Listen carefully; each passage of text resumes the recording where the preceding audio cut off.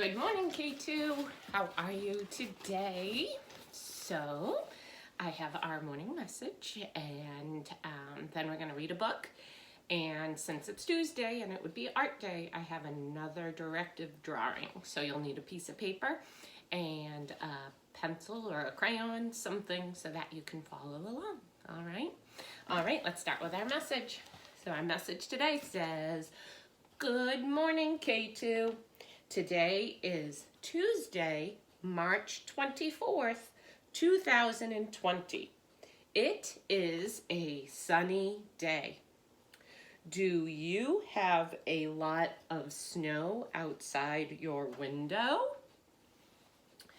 Let's solve two math problems. All right, so first we had a question. Do you have a lot of snow outside your window? Thumbs up if you do, thumbs down if you don't. So I got up this morning, looked out, and there's a good amount of snow out there. So looks like Andrew and Annabelle will be out shoveling the deck and the walkway for me in a little bit. All right, so now let's solve those two math problems. So let's look. All right, so our first one is 2 plus 3. So if I have 2 and then I have 3 more, how much does that equal? Let's see. 1, 2, 3, 4, 5. So 2 plus 3 equals 5. Good job. So let me make a 5 there. So we took 2 parts and then we put them together and made a whole. That's right. Excellent. So 2 plus 3 equals 5. All right. So now let's look at this one. 5 minus 3 equals, So this one, are we starting with the parts or are we starting with the whole? Oh, we're starting with the whole because I see a minus sign. So if I have 5 and I subtract 3, how many do I have left? 2, that's right. So 5 minus 3 equals 2.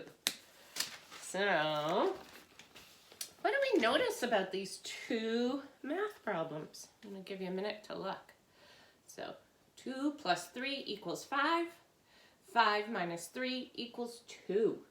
We talked about this a little bit ago.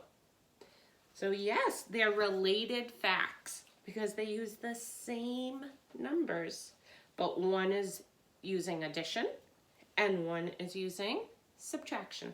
So this one starts with the parts, this one starts with the whole. Good job. All right, now it says, have a terrific Tuesday. Love, Mrs. Jocelyn. All right, so I have a story. I'm just looking for something on my handy dandy chart paper. There we go. All right. So I have a story today, which is kind of a funny story to be reading since it is supposedly spring. But like we said yesterday and last night, it snowed. So another one of Andrew's books that I found up in his room, The Snowy Day. And this one is one of my favorites as well. I think I have a lot of favorite books, huh? I seem to say that a lot. So this story, The Snowy Day, is written and illustrated by Ezra Jack Keats. So let's read The Snowy Day. And hopefully this is the last time we have to talk about snow, right? It's spring. I want flowers and butterflies. All right, let's see. One winter morning, Peter woke up and looked out the window. If we were talking about this right now, we'd say one spring morning, huh? Snow had fallen during the night. It covered everything as far as he could see. After breakfast, he put on his snowsuit and ran outside. The snow was piled up very high along the street to make a path for walking. Crunch, crunch, crunch. His feet sank into the snow. He walked with his toes pointing out like this. He walked with his toes pointing in like that. So look at it, it's like he's making animal tracks. Yeah, in my backyard sometimes I see animal tracks after it snows. Right now there's some animal tracks in my backyard. They belong to Daisy though. Then he dragged his feet slowly to make tracks. And he found something sticking out of the snow that made a new track. What do you think maybe he found sticking out that then he could use to make another track? It was a stick. Did you guess right? A stick that was just right for smacking a snow-covered tree. Down fell the snow, plop, on top of Peter's head. There he is, walking, leaving those tracks behind him. He thought it would be fun to join the big boys in their snowball fight, but he knew he wasn't old enough. Not yet. Oh, look at those big kids. So he made a smiling snowman. And he made angels. He pretended he was a mountain climber. He climbed up a great big, tall, heaping mountain of snow and slid all the way down. That looks like fun, doesn't it? That's a big mountain. He picked up a handful of snow and another and still another. He packed it round and firm and put the snowball in his pocket for tomorrow. Then he went into his warm house. Now let's think back to when we were learning all about matter. Let's see. If Peter put that snowball into his pocket and then went into his warm house, that snowball is going to turn from a solid into what? Liquid. That's right. It's going to melt. Oh no. He told his mother all about his adventures while she took off his wet socks. And he thought and thought and thought about them. Warming up in the tub. Before he got into bed, he looked in his pocket. His pocket was empty. The snowball wasn't there. He felt very sad. All I see is a wet spot. So, yep, it melted. It turned from the solid snowball into liquid. There he is, going to bed. While he slept, he dreamed that the sun had melted all the snow away. But when he woke up, his dream was gone. The snow was still everywhere. New snow was falling. After breakfast, he called to his friend from across the hall, and they went out together into the deep, deep snow. And there they go. I wonder what they're going to do now. Oh, so many different things they could do in that snow together. And that was The Snowy Day by Ezra Jack Keats. Such a good book. All right. So, are you ready to do some drawing? So, first. So, yesterday we read Muncha, Muncha, Muncha. So, I told you that we would add it to our chart. So, Muncha, Muncha, Muncha, was it fantasy, was it fiction, or informational text? Which one do you think? Well, I put it under fiction because, yeah, there were some bunnies wearing shirts, which is not typical. But the whole idea of the story, was it fantasy? Could it never happen in real life? Or was it could happen. It was just a made-up story. That's right, it could happen, right? Someone could get angry at bunnies eating their lettuce and their carrots out of their garden, right? So I put it under fiction.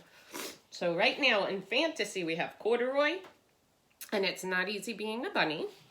Fiction, we have the stray dog and Muncha, Muncha, Muncha. And informational text, we have St. Patrick's Day, and we have my friend has Down syndrome. So look at, we have 2 in each column. So the snowy day, where do you think that would go? Fantasy, fiction, or informational text? That's right, I think it's another fiction one. So I will add that to the list. Look at all these books we're busy reading. I love it.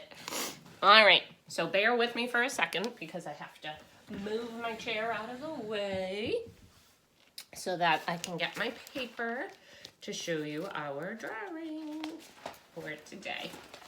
Let's see. All right. So, let's see. I'm gonna let me put this here so I have kind of a stand for it. Well, I'll have to put it down for right now. But I need to bring the table a little closer so that you can see better. Boop, boop, boop, boop. All right. So,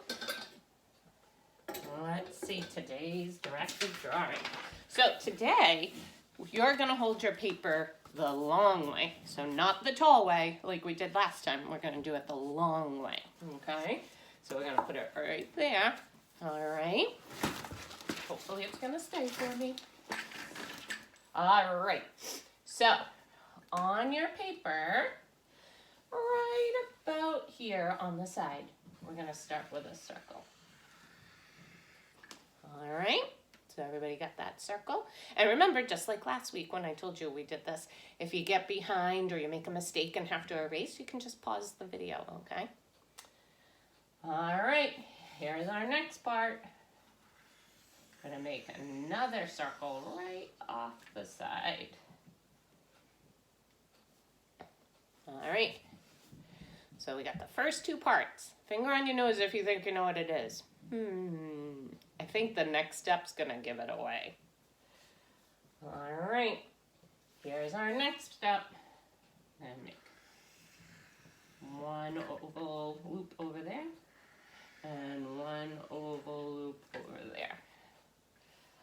All right, how many of you know what it is now? I think you all do. All right, now I'm gonna make 2 dots.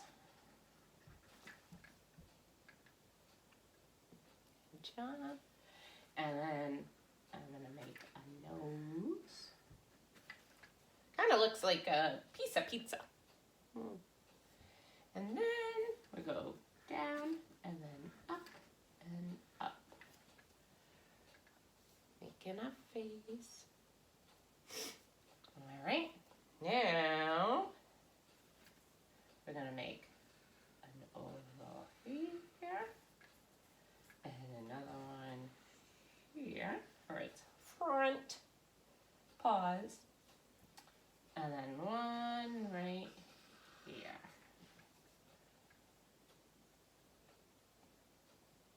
Got it? And then last, we need that cottontail. All right. We could add a 4th leg. They didn't have it in the directions, but if you'd like to, you could. It almost looks like he's jumping up, doesn't it? So what you can do is you can take some other crayons or markers, whatever you're using, and you could make some grass if you wanted to. You could add the blue sky. You could add some flowers. There we go. And there is your bunny. So I chose a bunny today because yesterday we read Muncha, Muncha, Muncha, and there were 3 bunnies causing a lot of havoc to Mr. McGreely's garden. Do you remember that? Can you guess what havoc means? So they were causing a lot of trouble, yeah, and messing up his garden. So I thought, we'll make a bunny today. So there's our bunny. So just like last week, I loved seeing all the leprechauns. I think I got 13 emails with pictures of your leprechauns, and I loved it. So if you make our bunny today, then I would love to see your picture. See if you can add some details to the picture too. All right, sound good? All right, well, have a terrific Tuesday, like I said, and I hope that you have a great day and have some fun too. All right, bye. I miss you guys.